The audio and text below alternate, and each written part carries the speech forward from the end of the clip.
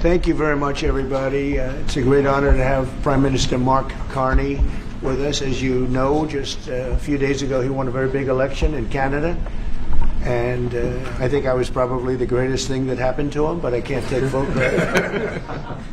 His party was losing by a lot, and he ended up winning. So I really want to congratulate him. It was probably one of the greatest comebacks in the history of politics. Maybe even greater than mine. But I want to just congratulate you. That was a great election, actually. We were watching it with interest, and I think Canada chose a very talented person, a very good person, because we spoke before the election quite a few times. And it's an honor to have you at the White House and the Oval Office. And you see the new and improved Oval Office as it becomes more and more beautiful with love. You know, we'll handle it with great love. And 24-karat gold, that always helps too. Right? But it's been a lot of fun. We're going over some of the beautiful pictures that were stored in the vaults that were for many, many years, in some cases over 100 years. They were stored in vaults of the great presidents, or almost great presidents, all having a reason for being up, every one of them. So it's very interesting. But I just want to congratulate you, and ran a really great race. I watched the debate. I thought you were excellent, and I think we have a lot of things in common. We have some tough points to go over, and that'll be fine. We're going to also be discussing Ukraine, Russia, the war, because Mark wants it ended as quickly as I do. I think it has to end.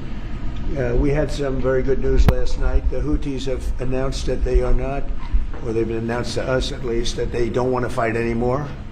They just don't want to fight, and we will honor that.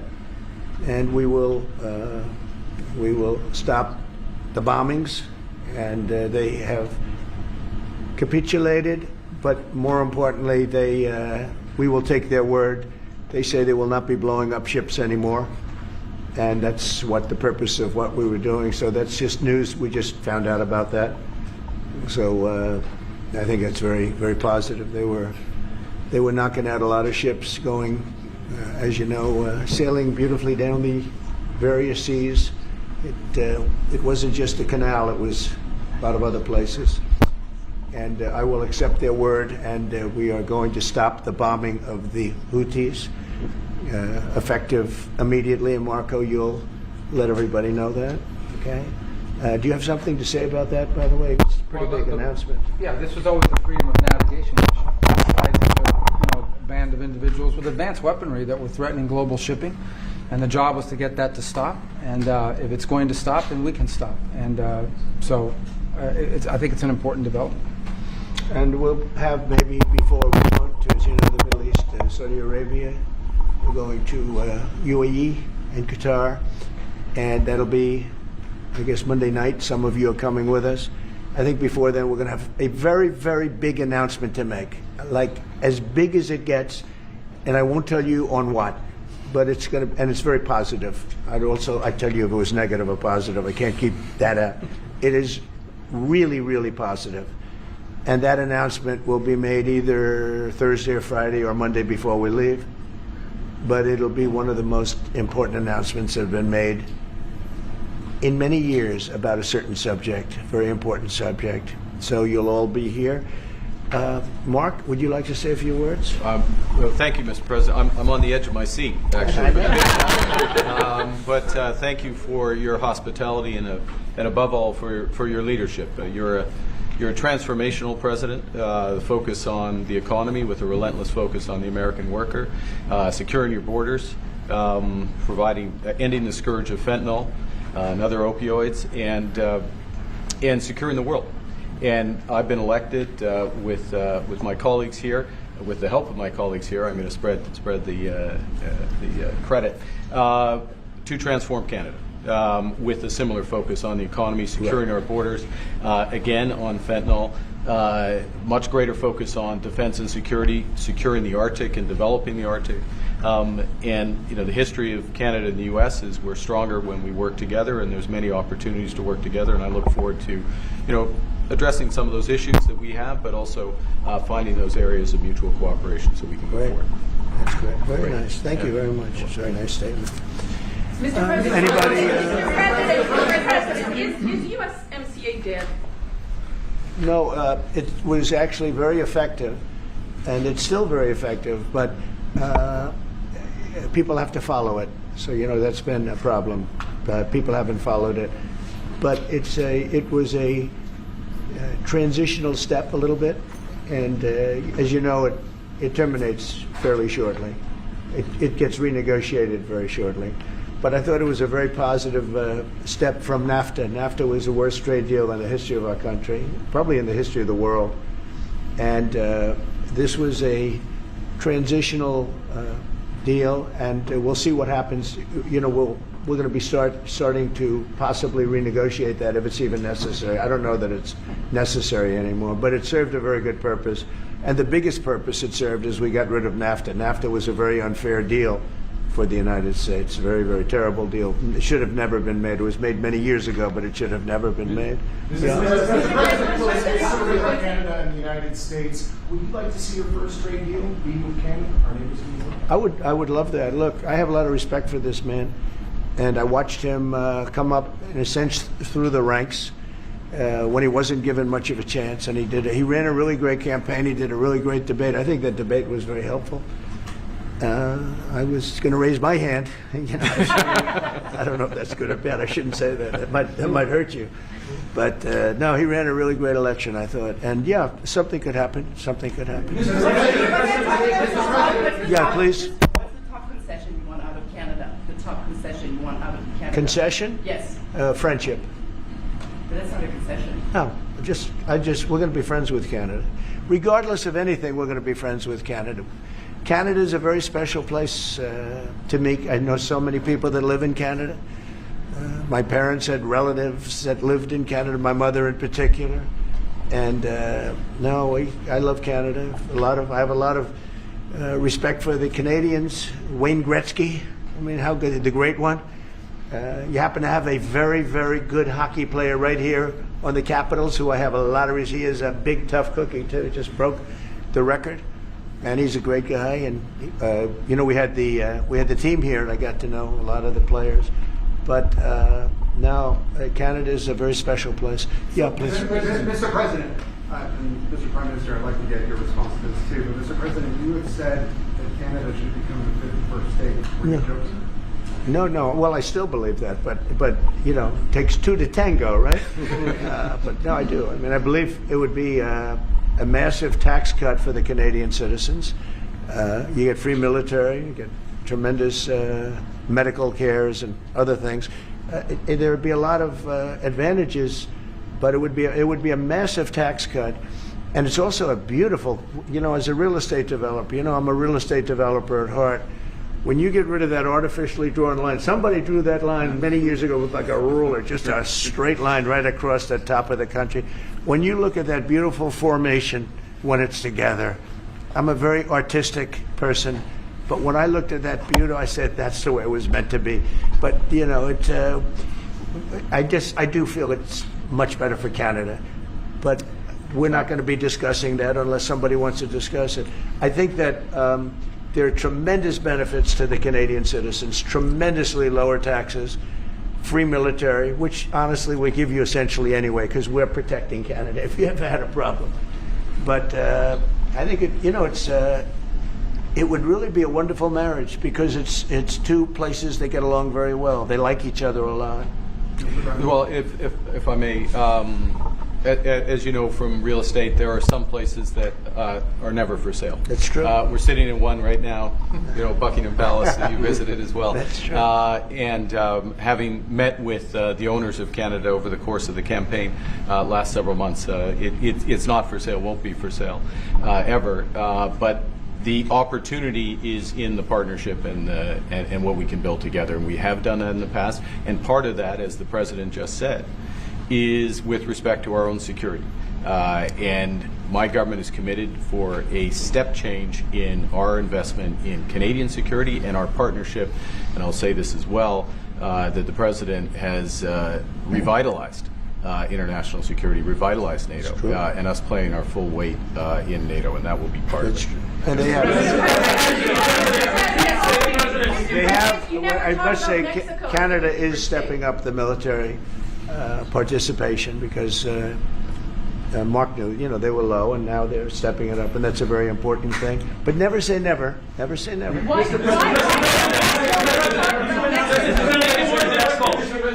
saying that what would it take to get the tariffs off of Canada? Well, we'll be talking about different things. Like, we want to protect our automobile business, and so does Mark.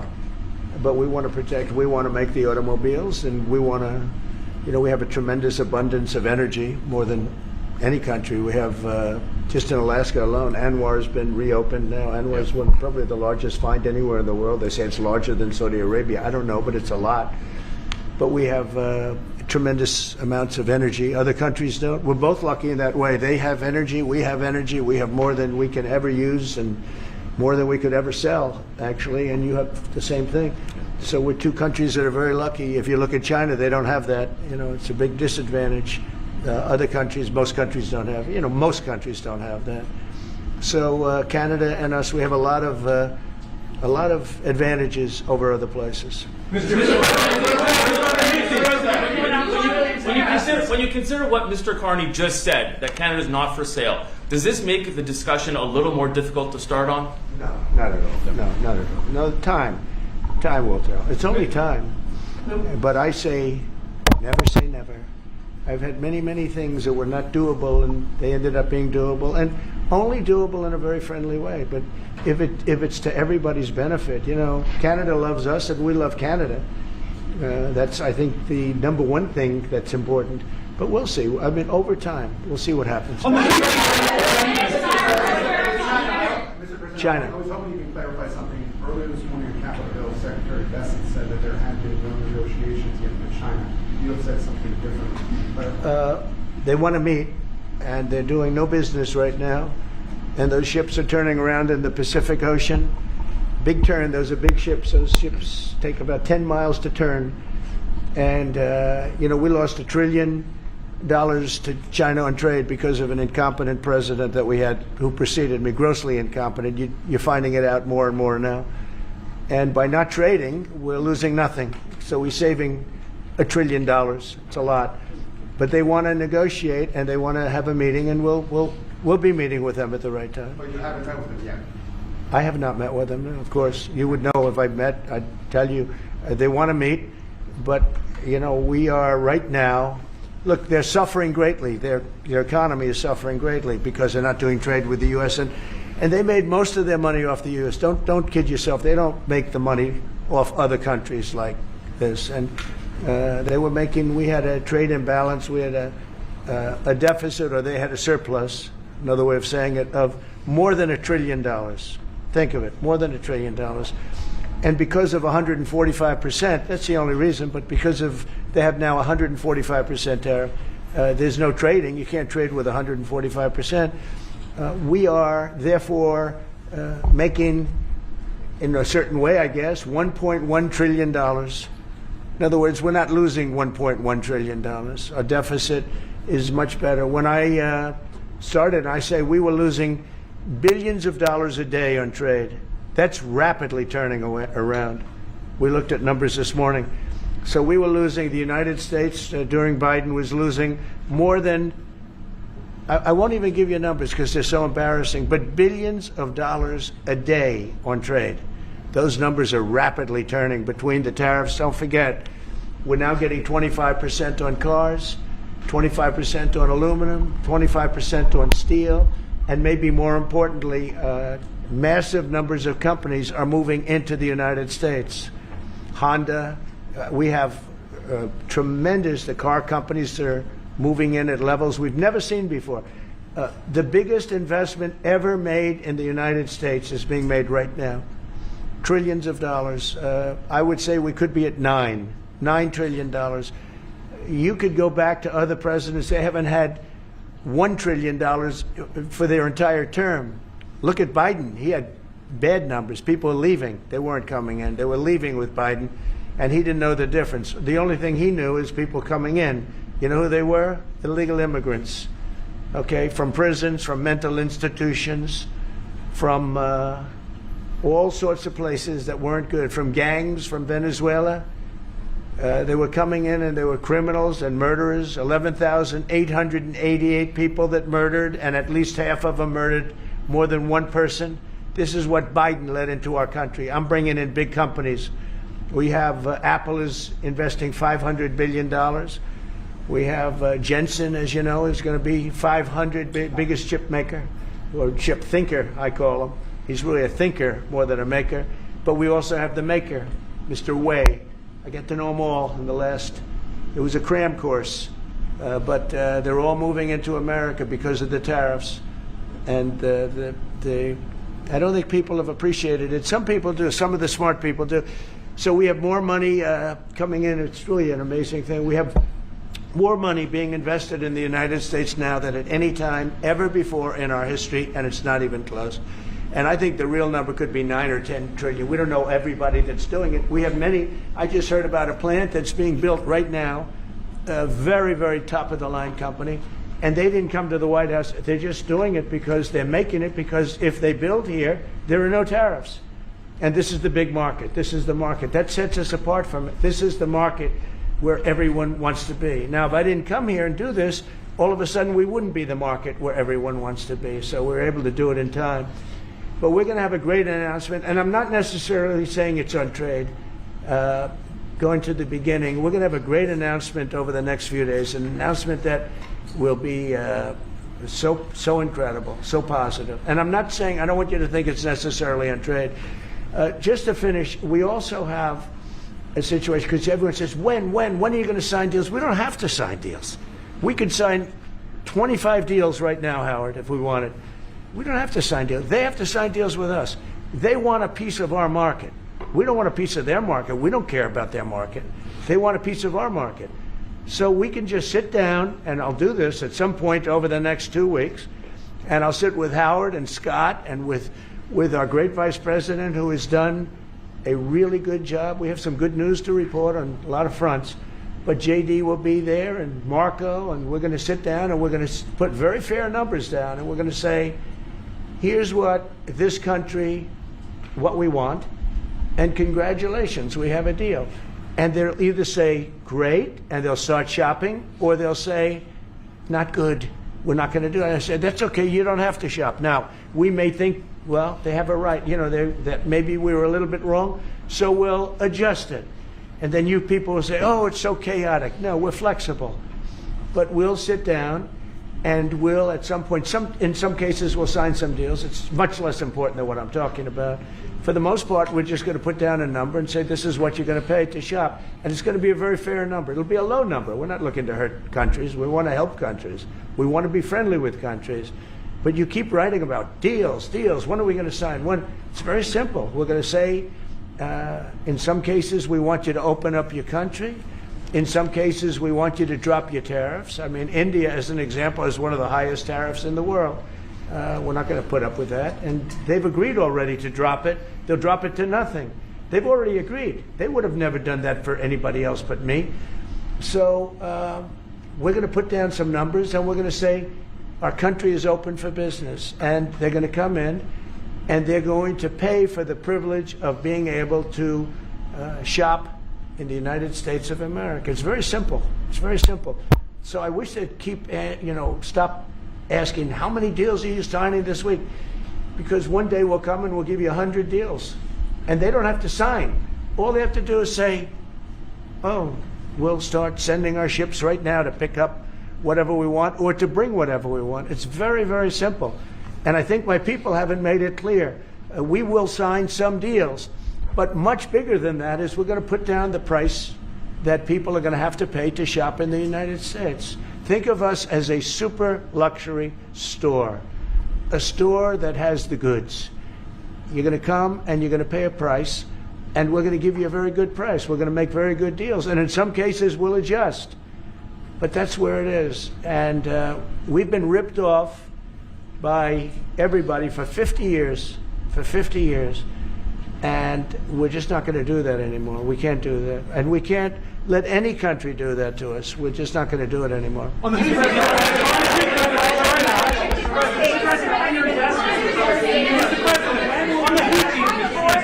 Houthis, can you tell us a bit more about the deal that you've reached with the Houthis that you No, mentioned? it's not at a the deal. start? They've said, please don't bomb us anymore, and we're not going to attack your ships. And where did you hear about that? It doesn't matter where I hear it. The very good source, I could tell you. Very, very good source. Would you say, Marco? I would say pretty good, right, JD? A very good source. No, they don't want to be. They don't want to be. They don't want to be bombed anymore. You know. Sort of thought that would happen. Behind you, please. Clarifying something you said on USMCA, is the U.S. prepared to walk away from that pact? But what pact? USMCA. No. It's fine. It's there. It's good. We use it for certain things. It's there. We have the USMCA is a good deal for everybody. I won't say this about Mark, but I didn't like his predecessor. I didn't like a person that worked for. She was terrible. Actually, she was a terrible person, and she really hurt that deal very badly because she tried to take advantage of the deal and she didn't get away with it. You know what I'm talking about. But so you know, we had a bad relationship having to do with the fact that we disagreed with the way they viewed the deal, and we ended it. You know, we ended that relationship pretty much. The USMCA is great for all countries. It's good for all countries. We do have a negotiation coming up over the next year or so to adjust it or terminate it. Mr. President, I'll say a word on USMCA if I may, Mr. President. It is a basis for a broader negotiation. Some things about it are going to have to change. And part of the way you've conducted these tariffs has taken advantage of existing aspects of USMCA. So it's going to have to change. There's other elements that are come, and that's part of what we're going to discuss. Right. During the campaign, Prime Minister Carney talked about the American betrayal. How do you react if Canada decided not to shop in the American store as much as before and decided to partner with other countries? Well, we don't do much business with Canada from our standpoint. They do a lot of business with us. We're at like 4%, and usually those things don't last very long. You know, we have great things, great product. The kind of product we sell, nobody else can sell, including military. Look, we make the best military equipment in the world, and Canada buys our military equipment, which we appreciate. But we make the best military equipment in the world by far. The missiles, the submarines, everything we have is really top notch. I rebuilt our military during our last term. Stupidly, we gave some away to Afghanistan, which shouldn't have happened. But that was, I think it was the most embarrassing moment in the history of our country. It was just a very incompetent people. But if you look, the man that's now the head of our Joint Chiefs, he led the attack on ISIS for me. That's why he's the head of the Joint Chiefs. And Raisin Kane, he was unbelievable. And as you know, we defeated ISIS in 3 weeks. It was supposed to take 5 years. We did it in 3 weeks. And he ran the campaign. I said, I like him. But I knew him before. I went to Iraq, and we agreed to a plan, and that was the plan. And as you know, we did it in record time. So we have the best equipment in the world. We have the best, a lot of things. And but Canada does a lot more business with us than we do with Canada. Yeah. Mr. President, as you record your investments, Mr. President, when do you think the investments that you've announced, the trillions, will finally hit the economic data this year? When you're saying about the tariffs? No, about the investments that you've announced. You've announced. Oh, it's hitting right now. Look, they're already starting AI plants. These are not people that look for financing. That's a good thing. You know, in real estate, you get a site, then you have to look for financing. You have to get your zoning. You know, 5 years later, you start building. You get a bank, then the bank's no good. These people have massive amounts of cash.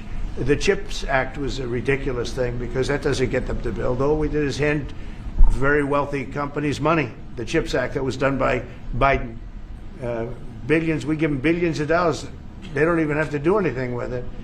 And then if you weren't, if you didn't have, and I don't want to be a wise guy, but if you didn't go with the DEI, if you didn't go with all of the different things woke, if you weren't woke, you couldn't even use the money. You had to have a certain percentage of this and that and that and that. It's impossible to have. The companies actually complained to me. They say they gave me all this money, but nobody can get these people to do anything. I mean, look, President Obama, and if he wanted help, I'd give him help because I'm a really good builder and I build on time, on budget. He's building his library in Chicago. It's a disaster. And he said something to the effect, I only want DEI, I only want woke. He wants woke people to build it. Well, he got woke people, and they have massive cost overruns. The job is stopped. I don't know. It's a disaster. And I don't like that happening because I think it's bad for the presidency that a thing like that should happen. He's got a library that's a disaster. And he wanted to be very politically correct, and he didn't use good, hard, tough, mean construction workers that I love, Marco. I love those construction workers. But he didn't want construction workers. He wanted people that like never did it before, and he's got a disaster in his hands. Like millions of dollars, really many millions of dollars over budget.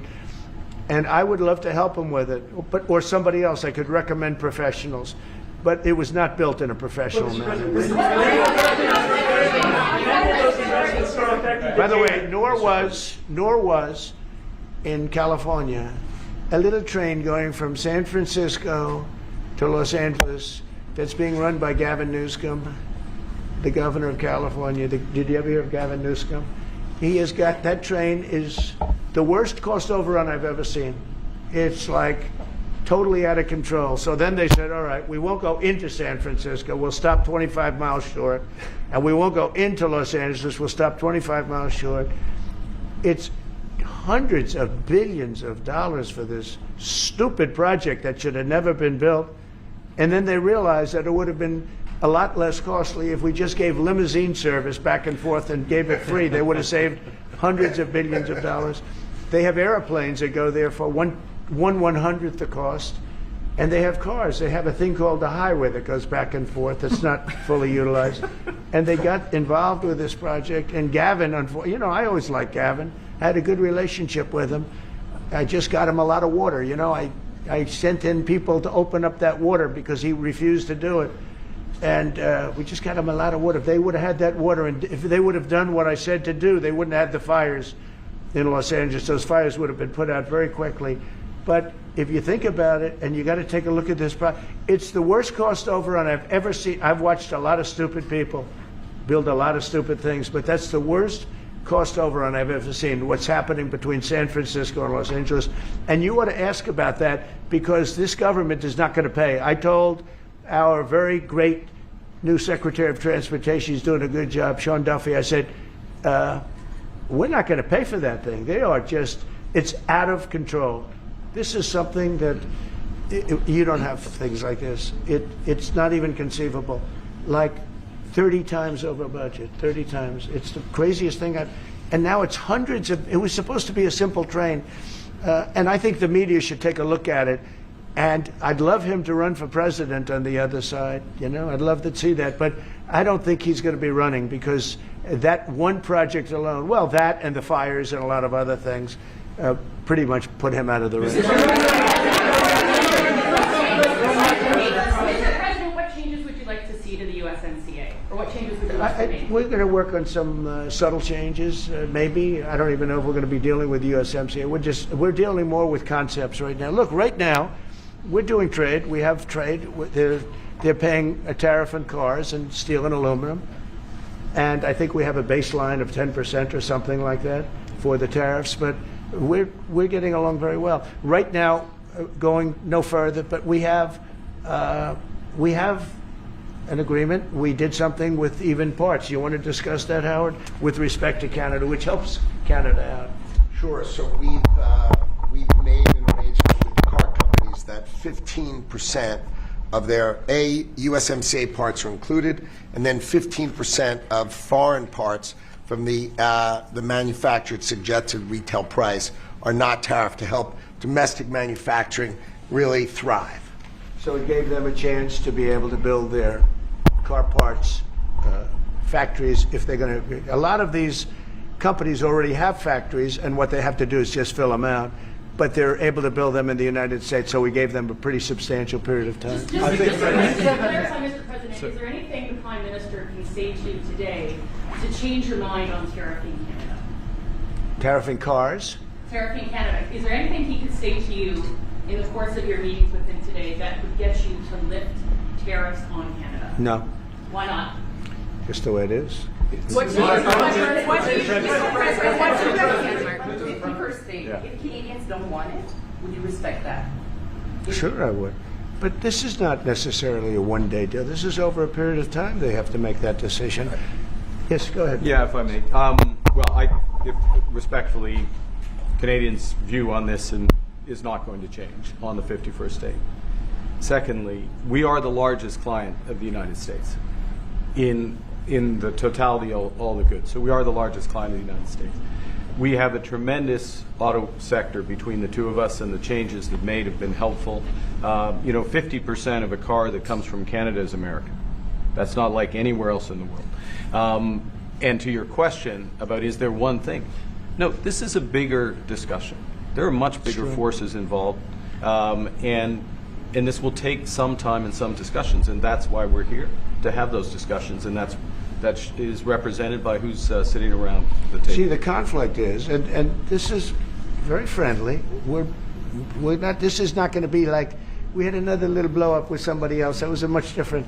This is a very friendly conversation, but we want to make our own cars. We don't really want cars from Canada, and we put tariffs on cars from Canada, and at a certain point, it won't make economic sense for Canada to build those cars. And we don't want steel from Canada because we're making our own steel, and we're having massive steel plants being built right now as we speak. We really don't want Canadian steel, and we don't want Canadian aluminum and various other things because we want to be able to do it ourselves. And we, because of past thinking of people, we have a tremendous deficit with Canada. In other words, they have a surplus with us. And there's no reason for us to be subsidizing Canada. Canada's a place that will have to be able to take care of itself economically.